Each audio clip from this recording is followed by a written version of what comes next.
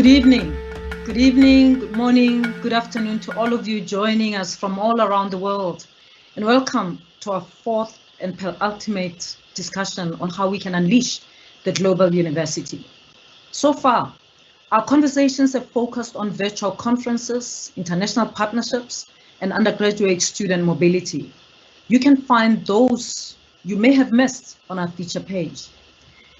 And please make sure you do not miss the final event in which we ask the question, how does changing the medium change the way we do things? Today, we're talking about postgraduate student mobility and how we can rethink the international experience. Our postgraduate students are the rich pool from which we draw our future researchers, as well as the people with enhanced academic skills and deep knowledge we send out into the world.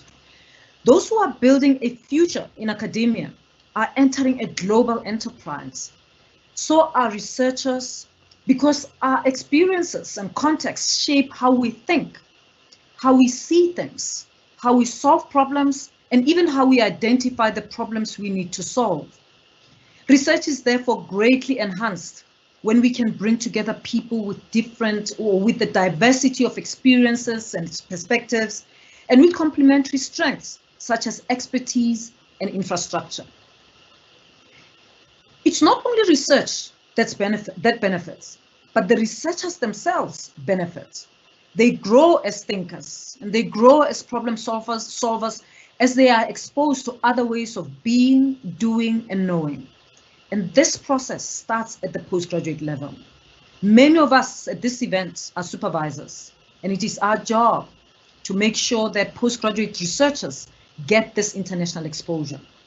It is good for the entire research enterprise to have a dynamic group of young postgrad students return from their time overseas, driven to find funding to buy a new piece of equipment for the department or to seek out new collaborators.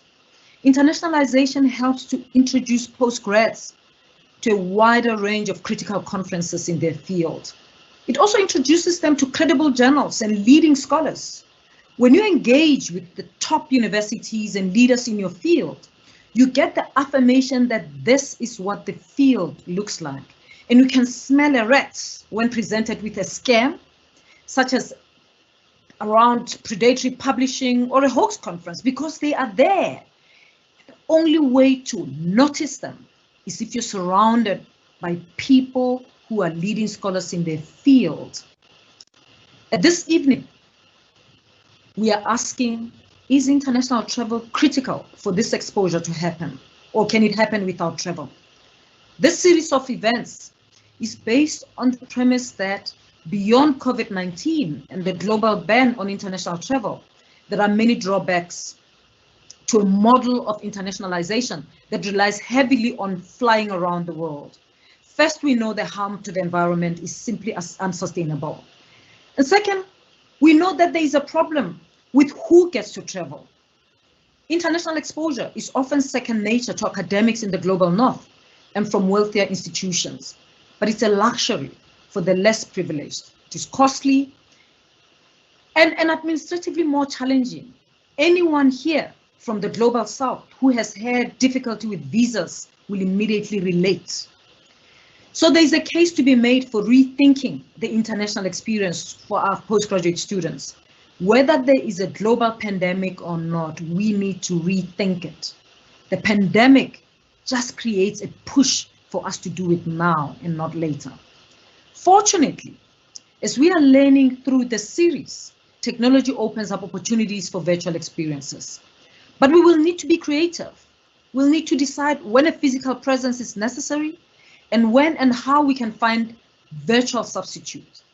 I look forward to the next hour as we rethink the international experience, discussing what experiences technologies may offer and where the lines should be drawn. I'm delighted to hand over to our moderator for this event, Professor Sue Harrison. As Deputy Vice Chancellor for Research and Internationalization at UCT, postgraduate research falls within her portfolio. She also has considerable experience as a leading researcher who has supervised many students and provided them with life-changing international experiences. and she's perfectly placed to lead us through this conversation tonight. Sue, over to you. Thank you very much, Vice-Chancellor, for your warm words and also for setting the stage for our thought-provoking experience, thought-provoking conversation this evening. As the Vice-Chancellor outlined for us, we're taking on a critical question tonight. Does the global move towards the online space grant us greater, more equitable and more inclusive access to the postgrad international experience, especially for those who have traditionally lacked such an opportunity? For the next hour, with the help of our esteemed panel, we're going to unpack this and related questions. Before we begin, I'd like to take a moment to thank everybody who sent through questions ahead of time. They've been extremely helpful in helping us to inform the direction and the content of tonight's discussion. Of course, you're welcome to post further questions and comments into the event's Q&A space, and we'll monitor them throughout and use them as a basis for guiding us through the next hour. And finally, the conversation is taking place online, so please do comment and post questions and share on Twitter using the hashtag #NewGlobalUni. The guests we've invited to join the discussion tonight could be considered as champions of the African Knowledge Project or champions of the postgrad student endeavour, or both. They bring a wide range of wonderful experience and expertise, and I'm going to introduce them one by one as I ask each of them their first question. And I will start with Professor Ernest Aryeetey, Secretary General of the African Research Universities Alliance, or ARUA, and Professor of Economics. ARUA is a network of 16 of Africa's top research-led universities, of which UCT is a founder member. Its aim is to expand and enhance the quality of research done in Africa by African researchers, and growing the next generation of African postgraduate researchers is part of this mandate. So Ernest is clearly perfectly placed to contribute to tonight's discussion. He also brings with him a long and valuable background as the former Vice-Chancellor of the University of Ghana and the former Director of the Institute of Statistical, Social and Economic Research at the University of Ghana. And he served as Director of the Africa Growth Initiative of the Brookings Institute in Washington, DC. Thank you, Ernest, for joining us tonight. And so, if we may start our conversation, Ernest, with the question, can African universities use the online space to enhance the quality and impact of our regional graduate programs through shared facilities and resources? If so, is online enough to achieve this? Thank you very much, Sue. There is a major access when African universities work together. I've seen in Ghana, I've seen in Kenya, Nigeria, and many places, growing numbers of people that are looking for graduate degrees, largely because of the developments in their countries where management of the economy a solid graduate.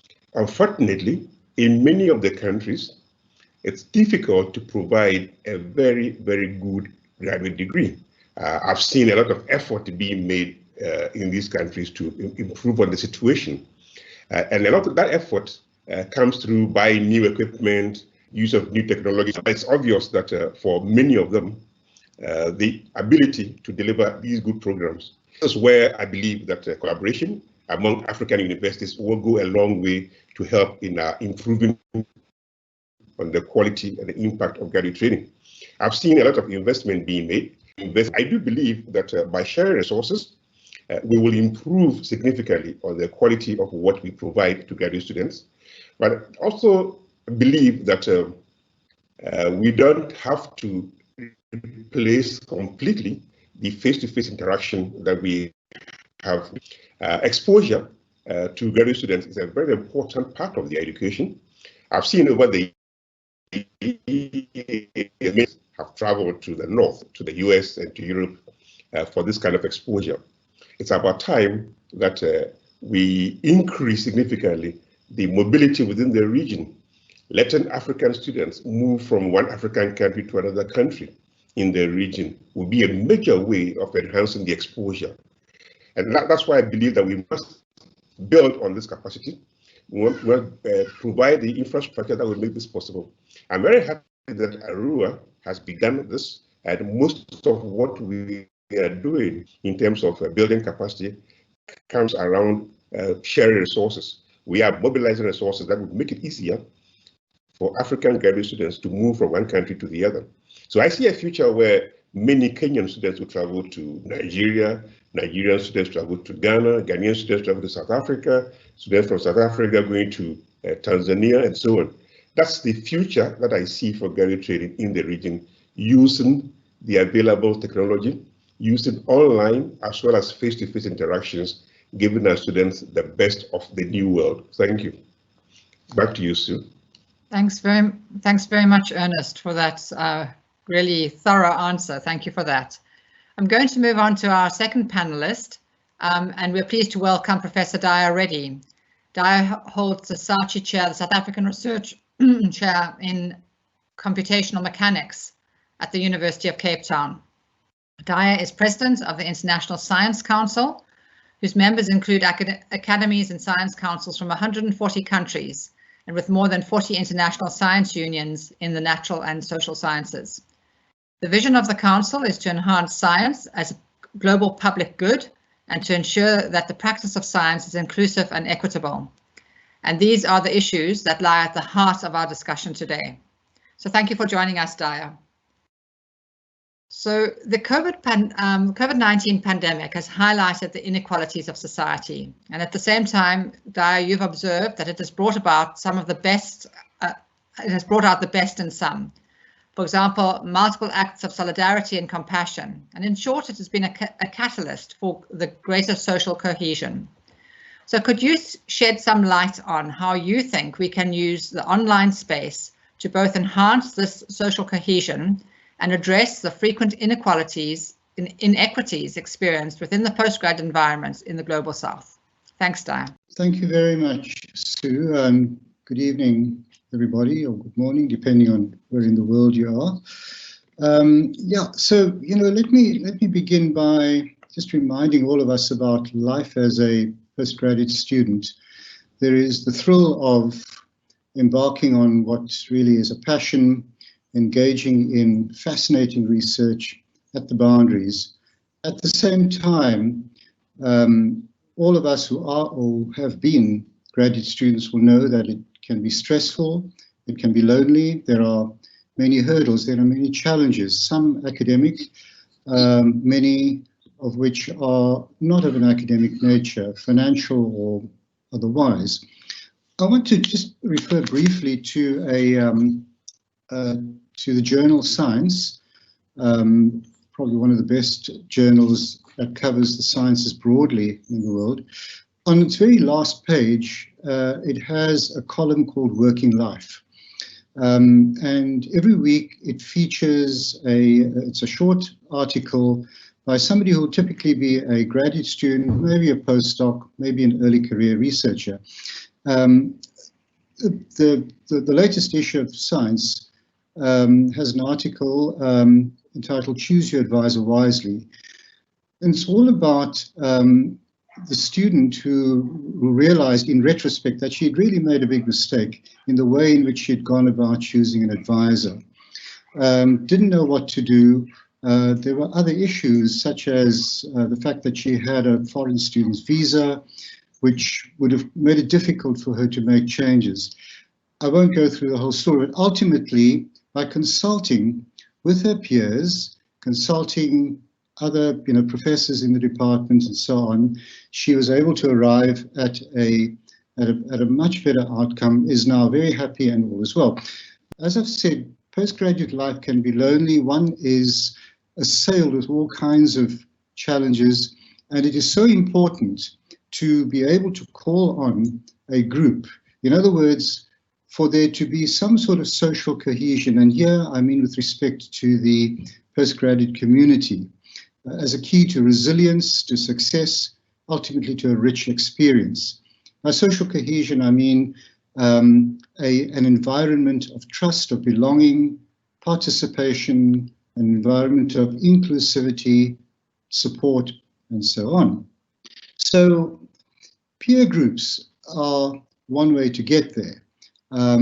by which I mean, this may be a group of fellow students in your department or even in your faculty, or it may be broader than that. It's a forum inter alia for learning from each other. And I've often said that graduate students, if they're in the right sort of space, often learn much more from each other than they do from their professors. Coming to the Global South and the sets of issues that our students face, of isolation, the fact that most of the time there is no critical mass in the discipline concerned. There's small numbers. There are difficulties in being able to travel, as others have pointed out, in the way that students in the Global North are able to do. And of course, on top of all of that, we have to contend now with the constraints, the extreme constraints posed by the COVID-19 pandemic. Well, as we have seen in many other areas, the pandemic has forced people to be innovative, to solve the problem in an innovative way. And very often, the innovation has resulted in an outcome that is superior to what had existed before, whether it has to do with the way in which one works or communicates with colleagues around the world, and so on. In the context that we are talking about here, postgraduate students, this is an ideal opportunity to say, well, wait a minute, we are isolated and so on, but how about initiating what I would call virtual peer groups? I would recommend that they not be organized by discipline or anything like that. One wants a rich mix of fellow postgraduate students around the world to communicate, for example, in the way that we are communicating now, and other means, social media and the like, to build that kind of social cohesion. It's a way in which the students sitting in whichever city, whichever country they are based in the Global South, is able to connect, communicate, be part of a group, a lively, communicative group, and be able to grow and to thrive in that way. Ultimately, I think it would be a superior outcome to what we have at the moment for students wherever they are, in the Global South or elsewhere. As I say, something that, in a sense, has forced us to think innovatively. There are other kinds of outcomes that, or initiatives that one can build onto this. For example, you can attend seminars, a seminar that is streamed from wherever you can present a seminar, wherever you are sitting in the world. So there are loads of such opportunities. Perhaps I should stop there and leave it at this point for now. Thanks, Sue. Thanks, Daya. Great opportunities. I'm going to move on and introduce Professor Hope Magidimisha-Chipungu, the academic leader in town planning and the housing disciplines in the School of Built Environment and Development Studies at the University of KwaZulu-Natal. In June this year, Hope became the youngest SACN chair, South African Research Chair, in the country at the age of 35 in inclusive cities. The chair is co-funded by the National Research Foundation, or NRF, and the South African Cities Network. She is passionate about inspiring other young people to achieve their academic dreams, saying you can do anything you want to do at any age, so long as you're prepared to put in the effort, so long as you put the effort in what you do. So Hope, as a passionate young SACN chair with an inspirational belief in young academics, how do you think we can and should use internationalization in the postgrad environment to allow more dreams to be reached, particularly at a time when we have to, or feel we should, reduce physical travel? Over to you. Okay, thank you very much, Sue, for the opportunity and the invite to share my thoughts around internationalization. Perhaps the starting point will be to say internationalization in academia, especially for postgraduate, is everybody's business. So it's something that if we are serious about making sure that we produce graduates who are successful in the global market, we have to go the internationalization way. So I want to share with you at least two, let's say, strategies, which I would like to share with you in terms of how we can go about this internationalization, or how at least I understand it. So the first one would be the internationalization at home. So, and this is the strategy, the key drivers of this strategy. One of it will be the current one that we are under, which is a pandemic, because our borders are locked now. So we are not able to go outside. Then the other one, of course, will be the issues around affordability. Not everyone is able to move from one place to another. So we are kind of confined in one space as it is today.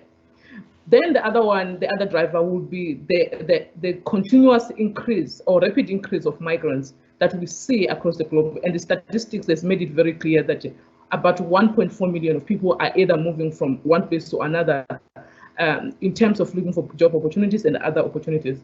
And if you look at that closely, it talks about 130 people moving every minute. Now, having said that, how does this home internationalization look like? It looks like this. So you will have people moving from one place to another. If we're talking about South African context, you will have people coming from different places. And some of my colleagues already alluded to this. But what happens is that those people, when they come to South Africa, if they're moving permanently and come to stay here and work here, they will obviously they're coming from different environments. And what does that mean exactly? It means that they will have kids who will have to go to school, or even themselves, they have to go to school. And in so doing, already we're starting to have the internationalization in our own space, in our own comfort zone. Because these people, they are now part of us, they're here permanent residents or citizens, some of them, depending on their status quo as per Home Affairs. Now, so in so doing, then we start engaging with those people. Students start engaging with students from different environments. Then start speaking with the issues of the culture. They learn different cultures, they learn different languages, and also how other people kind of pronounce words. And they don't just feel lost. So they start understanding different cultures. So the other part of it is, and this is very common in academia, where you find that most academic institutions, you find that there are a lot of foreign academics who are working in the environment. And what does that mean exactly? It means that you will have one person or number of academics in a faculty, and those academics, when they're delivering their experience in terms of the teaching, of course, they will obviously tap into their experience of where they were grown, depending on where they are learned from, where they get their degrees from, and their experience from home, where they come from. So that on its own already started to internationalize from different perspectives. But my favorite one is the one that we're faced with now, which is the virtual learning, because we are here and we're expected to still be connected, and we're still expected to talk to different people from different places. And I like what Thomas Friedman said when he said that the world is flat, or it's flattening. So we're in a place where we don't have to travel and jump and fly very high if you want to connect with the professor in Australia. And what I like about virtual learning is that, of course, it has started as an uphill for most of us, but most academics are now getting the hang of it. But what I like most is that it also gives the opportunity for learners to learn at their own pace. I'm a strong believer that I think there are people who are coming from different places, different environments, and our articulation of issues aren't the same, and understanding thereof. So some people, they don't have to be in the class for 2 hours or for 2 lectures just to understand a simple concept, because maybe the first few minutes you've just started explaining it, they've already grasped it. So when you go online, what you're basically saying to them, you're saying, okay, you have an opportunity to listen and to have your own time to listen for whatever time you want, depending on what your needs are and how you understand that concept. So that is brilliant about it. Let me rush very quickly, and I'm mindful of time here, to the next phase, which I call internationalization outside the university, or outside home, not university, I meant. So what does this look like? It looks like this. I'm mostly talking about the exchange program, where students or staff members, they move from one country to another for a period of time. It could also be for conferences.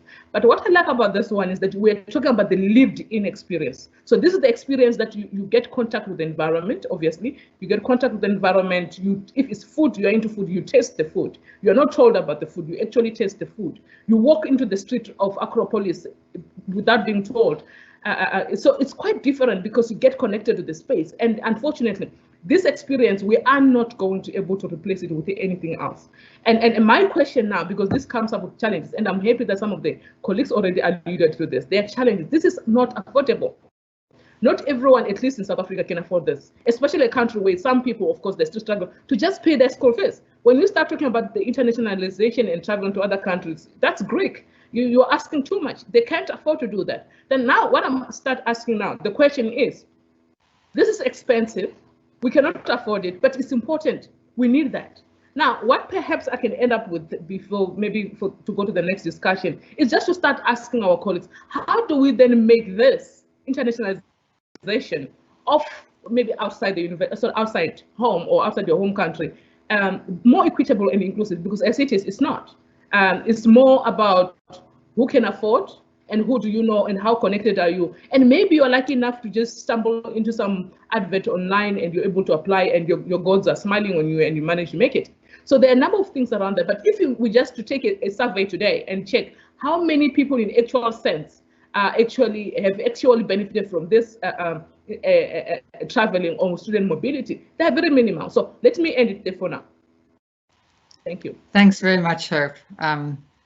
Lots of ideas there, lots to work on. I'm going to move on and introduce Terry McMaster. We're delighted, Dr. Terence McMaster, that you could join us today. Terry is the director of the graduate school and associate professor of the school in the School of Physics at the University of Bristol. He is an interdisciplinary biophysicist who is deeply passionate about recasting the PhD, growing and developing graduate research training communities. So Terry has accomplished this conventionally across faculty and disciplinary boundaries and also with global partners, which will certainly bring an interesting perspective to tonight's discussion.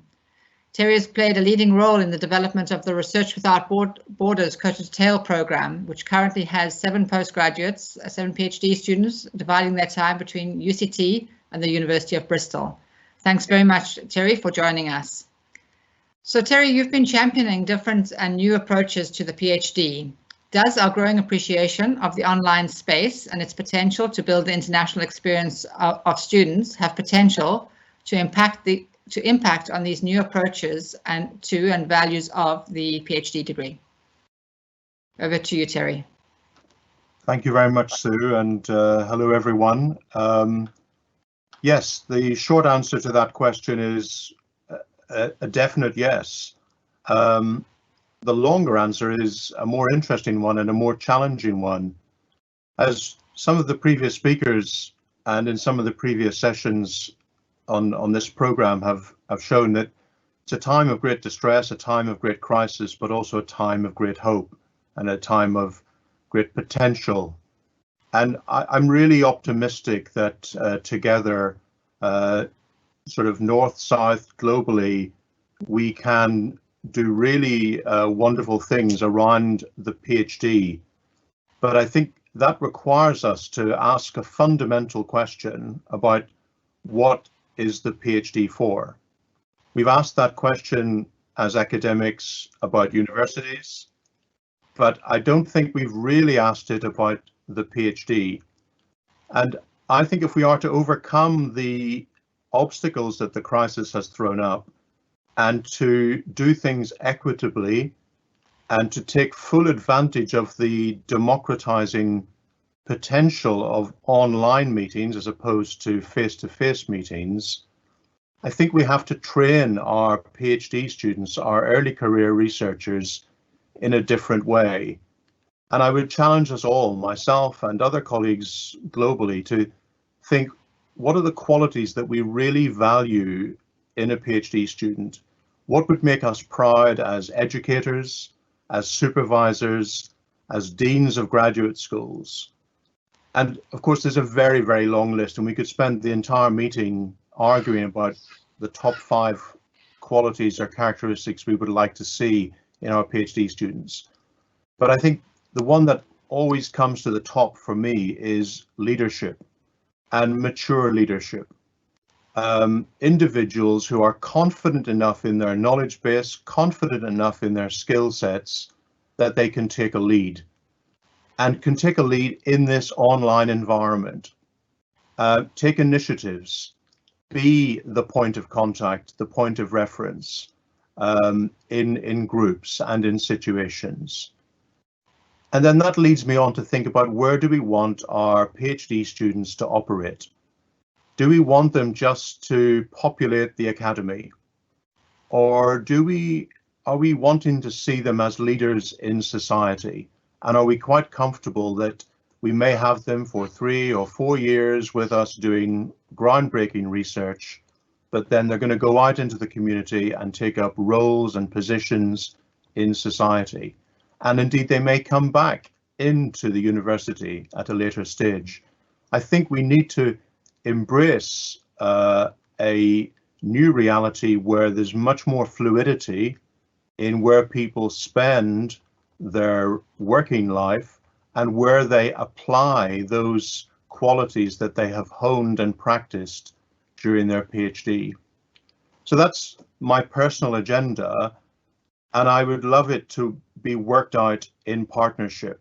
And if I could just pick up on one of the earlier speakers and what Daya said about mentorship, and I see that's one of the questions coming through from the floor.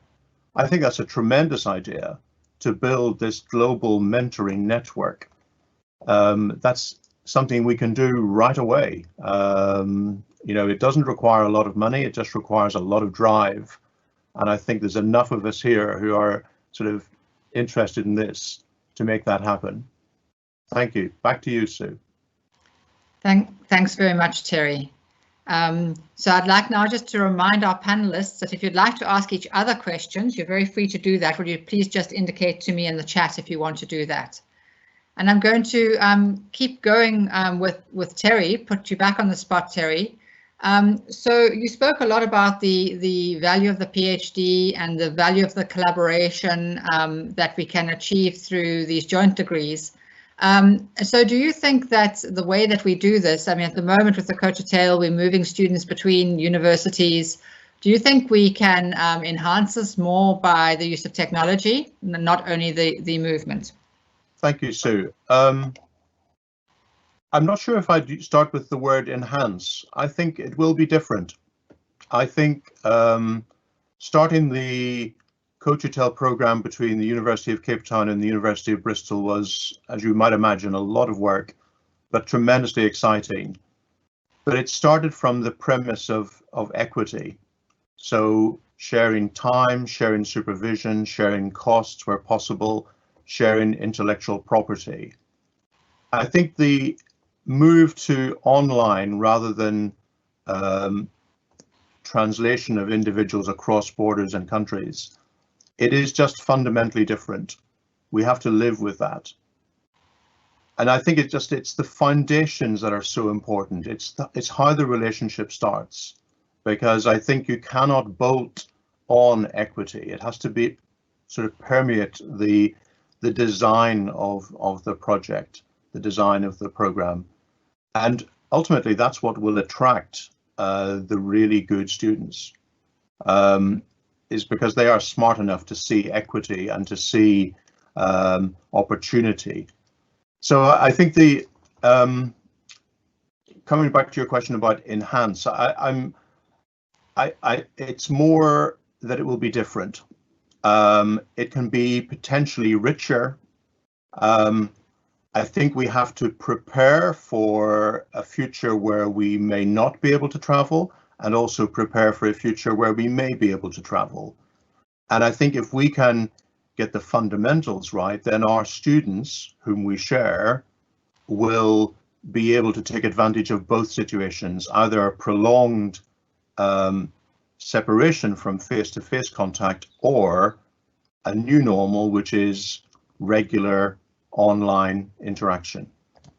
Back to you, Sue. Thanks very much, Terry. I'm going to move from there in reverse order and go back to Hope next. So Hope, how do you think we can use the online space to foster positive engagement between postgrads or even early career researchers in different countries in general, and in a way that's equitable and inclusive, potentially without them needing to travel, doing that online? Yeah, it's also the question of what do we want to talk about and what do we want to achieve. If it's about because like it's also depend. I think one of the speakers said that it's also depend on what you want to get at the end of the day out of the collaboration or this internationalization, because it's very subjective. So depending on the subject, depending on the discipline, some discipline are fine and are okay for online, and we can foster that very easily by just engaging and collaboration, and create a space where we create a network where everyone who wants to connect with a certain professor or certain academic from university, they're able to access them. So we have to create what I call Dropbox, a Dropbox where we're able to put those contacts. So students are able to fish and check and who they can collaborate with. And I think most of the universities are already starting to do this. But I think we need to understand that the idea of internationalization and making it work is not just about able to connect with one person or able to talk like this virtually. How many times, and I always keep asking myself, how many times do you go to the university, to the conference or somewhere else, and you make the contact to change the business card, but those contacts don't result into anything. And we stand the risk of doing that. If we can do that physically, when we meet face to face, and we still don't make that relationship work, or that internationalization bear some fruits in terms of publication as we wish, or project, then it becomes an issue. But if that is the intention, but if the intention is just to exchange ideas, see the way of doing things, then I think we can foster that, because it's just a way of learning from one another and talking to each other, how you're doing it and checking up on each other. So it depends what we want to achieve. Thanks very much, Hope. Thanks. We're going to move back to Daya now. So Daya, as Terry said, you spoke very compellingly on the importance of the peer group to postgrad students. And I'd like to pick up on David Meyer's question. He's a global plant breeding consultant. And the question that Terry referred to. So is a global network of mentors a reasonable substitute for travel, especially now? Sue, the answer is not a simple yes or no. And by the way,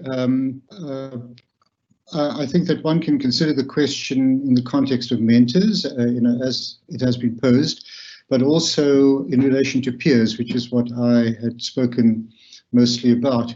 Either way, and I think one or two of the other speakers have emphasized this, the fact that ultimately face-to-face communication, meaning the ability to travel, to meet people, colleagues, fellow students and the like, is important. If the question is a blunt sort of binary one, can we ditch the traditional ways of going about our work completely, or should we? I think not. But having said that, the situation that we have at present and the innovative solutions that we are talking about will slowly, I think, allow us to evaluate the effectiveness of the traditional ways of working, particularly with regard to travel, international conferences and the like, and may lead to modifications in the way those are organized and the way in which people participate. I think it's still early days, and it will be very interesting to see, a year, maybe 2 years or so down the track, what have we learned about building networks of mentors, building groups of peers in a virtual way, communicating and the like. There will be, I'm certain, many advantages that people will be able to point to. For one, allowing students, particularly those who are reserved, perhaps their command of English or whatever the language of communication is not that good. It allows them an opportunity to enter into this group, be part of it, build confidence in a way which might have been very difficult. All of us, I think, can recall our experience going to our first international conference way back, oh, there are your heroes and so on, but you are lost in the sea and very reticent to approach certain people. Certainly learned something, but there are drawbacks to that as well. So so it's a very long-winded way of saying I don't think there's a simple answer. We will learn a great deal in the short term. Ultimately, what I hope we will arrive at is a situation in which we have a very different ways of communicating around the world, some of which will be actual and will involve travel, but probably not anywhere near to the extent that has been the case in the past. Thanks very much, Daya. Moving on to Ernest. Ernest, something which often comes up in my country is that with international experience, South African students will tend to think of the Northern Hemisphere experience. And how can the value of getting a South-South or an inter-African international experience be promoted? You began to talk about it earlier on, but I think it's a really interesting question to just explore a little bit further. Yeah, I believe that there are growing opportunities for intra-African travel for students. In the past, for many African universities, there wasn't much preparation to receive students from other parts of the world. In the last decade, I've seen significant improvements. I've seen many African universities invest considerably in preparing the facilities for receiving international students. And that, I think, should be made known to more students from South Africa and from other parts of the world. We saw how in the last 5 years, there was a sudden drop in the number of students moving into Africa, likely as a result of Ebola. This can change, and I've seen a lot of effort going into building the infrastructure. Many universities in West Africa have put up new facilities. People doing the sciences can use much better equipped labs than they would have been possible 10 years ago. So it's a matter of spreading the message. It's a matter of making students in South Africa more aware of the opportunities in other parts of the region. And I believe that once that begins to happen, it will become a natural part of this. What we are doing at ARUA is try to mobilize resources that would make it easier for mobility within the region. So Hope did talk earlier about how students afford the travel. It's the responsibility of the universities to ensure that students can travel. The universities don't have the resources yet, so we are busy trying to mobilize resources for that. Once that is in place, we should see greater movement within the region, from east to west, from north to south. And it's something that we really cherish. It doesn't mean cutting off our links to the global north, not at all. I was very happy with the comments that Terry was making in terms of the new PhD programs that we should be thinking about, more collaboration. And that's exactly what ARUA is about, making it possible for African universities to share resources and collaborate with other universities, whether in Africa or in other parts of the world. So I see a situation where by getting the word out, making more young students aware of the benefits of travel, making them aware of the new opportunities, making them aware of the changing politics in the region, for example, that they will be ready and prepared to go to other parts of the region. Thanks very much, Ernest. And I'm hoping that the Centers of Excellence in ARUA is also going to have a huge impact on this for us. I think that will be grand. Maybe I can move back to Hope. And this is a question which comes from Seppo Depika, who's currently a PhD student in Russia. And he asks, what measures are in place to make sure that students who go abroad to further their studies come back to their respective countries after completion? Do we still have to trust in the current progress that opportunities are there for those postgraduate students when they return? Is there some way to make their return easier? Yeah, and I think, thank you very much.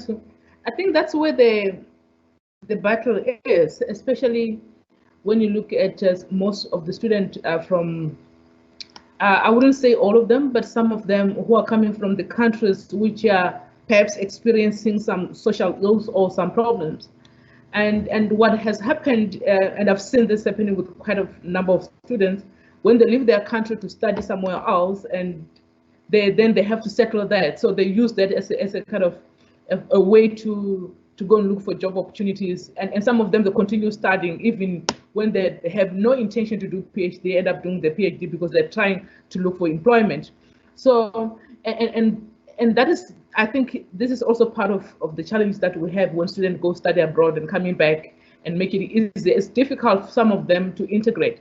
But if we create the environment, and I think this is where the part is, the gap is, we need to be able to create the environment where when we send them out, if it is sending them out and if it's the right word to use, when they go out to learn or to acquire some knowledge, when they come back, we need to have planning with them to say, what is it that we are going to be doing and how are you going to impact that knowledge? Who is measuring this knowledge which they're getting outside, whether it's different from what they're getting here or not? And who is able to direct them when they come to South Africa or from whichever country, and to able to direct them. So there's no clear strategy, honestly, which I can say this is the strategy. Some of them, they don't even get a job. They struggle to get a job because they have to go and try to get the SACN certificates and all those kind of things.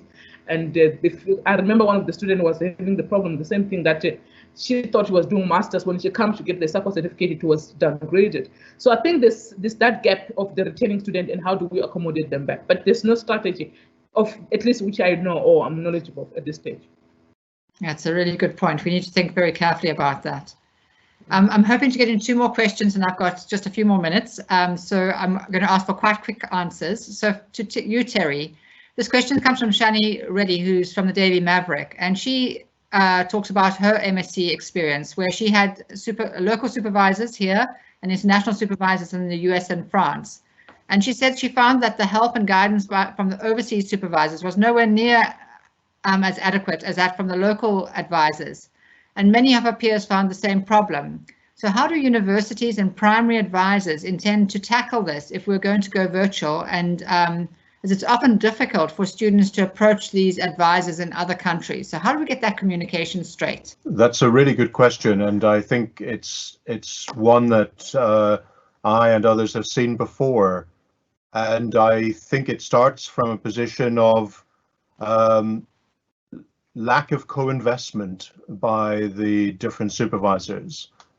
And so I think the way to tackle it is to focus on the relationship between the 2 universities rather than the 2 supervisors, and to have structures built into that relationship, checks and balances and risk mitigation factors that place a priority on the communication and almost a form of a contract at the start of the project. It sounds quite officious, and perhaps it goes against our thoughts about what research should be like, being a free animal, free to roam. But in some ways, I think academics prosper well when, and students of course as well, when guidelines and boundaries are well defined. And I think defining the almost contractual obligations within a university to university framework is part of the answer. Thank you, Sue. Thanks, Terry. Wonderful answer. It's a real difficult one. A lot of us have suffered from that. And so last quick question to Daya. Daya, what are the prospects of international virtual collaborations to conduct collaborative research between and among countries? So we actually do the research collaboratively and virtually, and not just moving the students. So many of us, I think, have had the experience of being able to build or work towards building such collaborations. Is your question about the prospects given the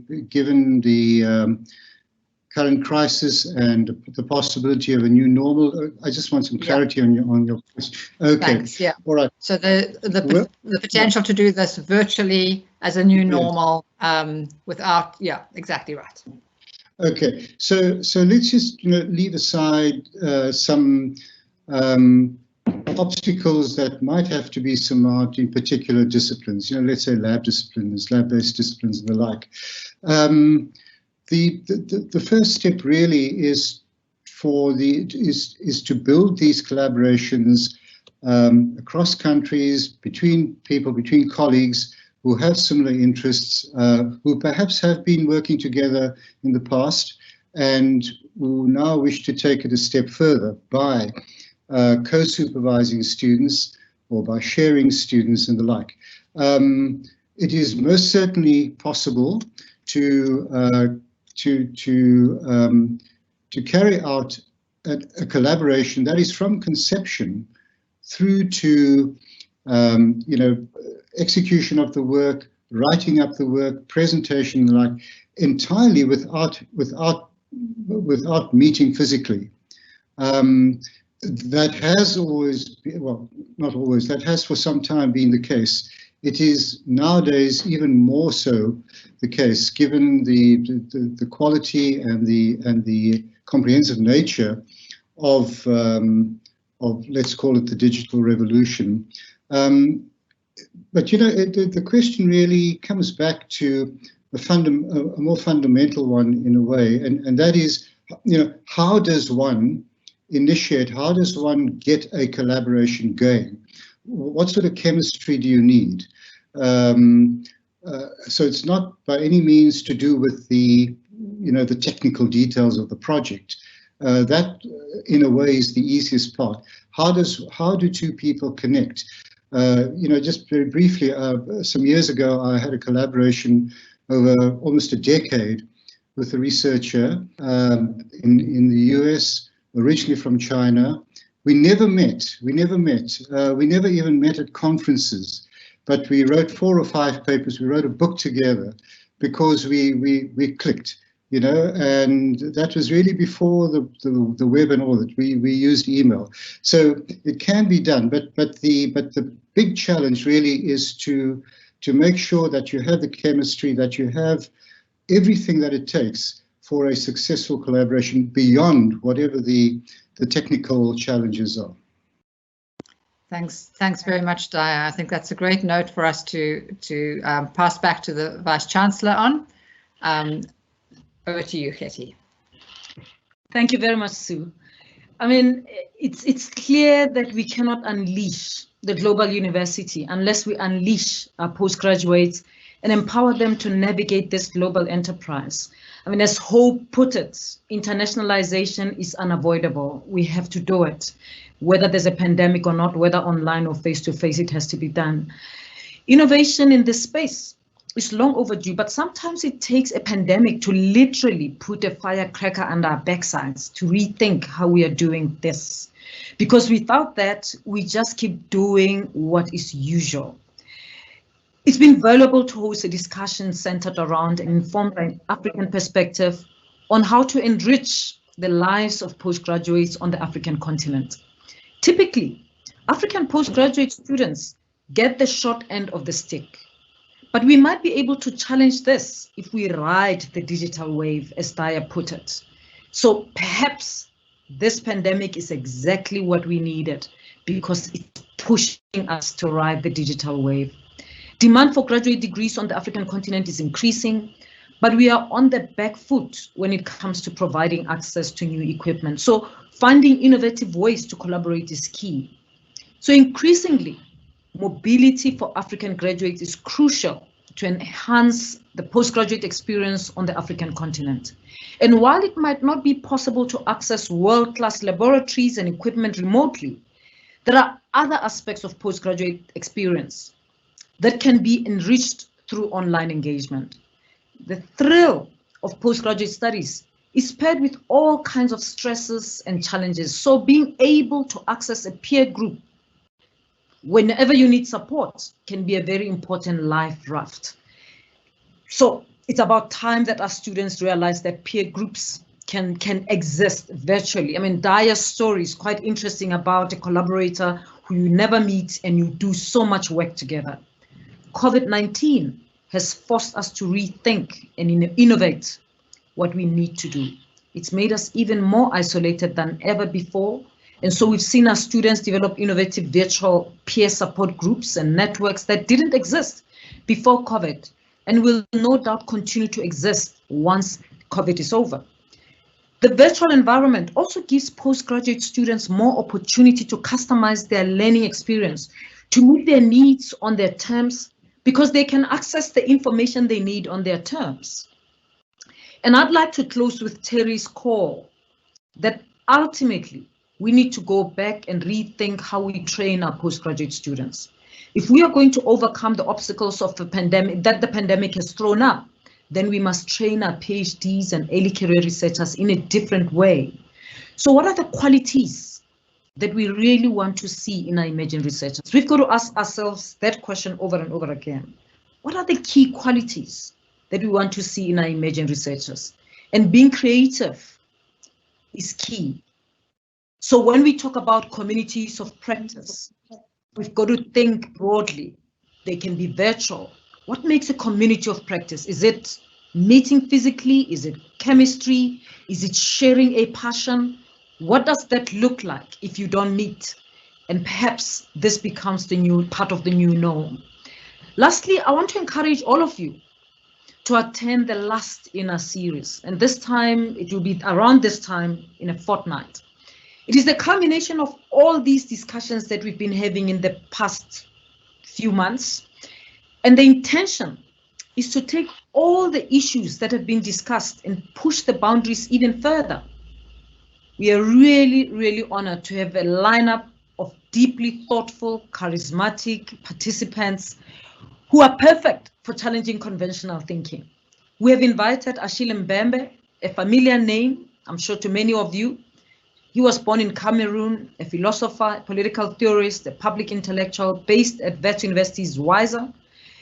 And we also invited Monica Keretz-Makau, an academic director for Africa at the Thunderbird School of Global Management based in Nairobi, and a passionate driver of critical and applied thinking in education. We also have Kate Bowles, Associate Dean of Internationalisation at the University of Wollongong in Australia, whose academic background is digital media and cultural history, among others.